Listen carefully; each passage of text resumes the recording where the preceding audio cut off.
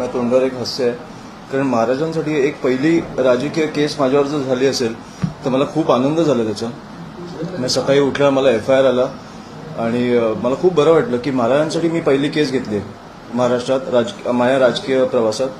त्याच्यामुळे मला खूप बरं वाटलं. आणि विषय असा झाला की काल आम्ही दिघ्याला आणि कोपरखैरण्याला शाखे उद्घाटनासाठी गेलेलो. तेव्हा गजाननजी आमचे जे आहेत तिकडचे शहर अध्यक्ष ते बोलले की तिकडे एक महाराजांचा पुतळा आहे ज्याला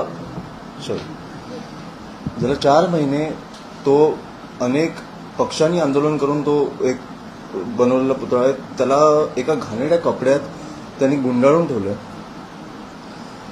तर तुम्ही बघायला याल का? तर मी लगेच बोललो हो. तर आमचं डिस्कशन होतानाच आमचं झालं की गजाननजी बोलले की आपण बोलताना मला वाटतं की आपण 3 दिवसाचं अल्टिमेटम देऊ आणि 4थ्या दिवशी आपणच त्याचं अनिवार्य उद्घाटन करू.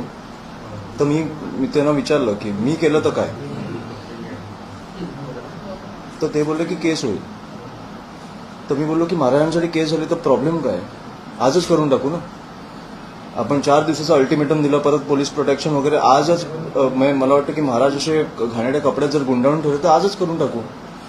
आणि मला वाटतं की आम्ही ते सगळ्या महाराष्ट्र सैनिकांचं तिकडे जे होते त्यांचं अभिनंदन, आणि खूप उत्तम त्यांनी तो कार्यक्रम केला आणि उद्घाटन केलं.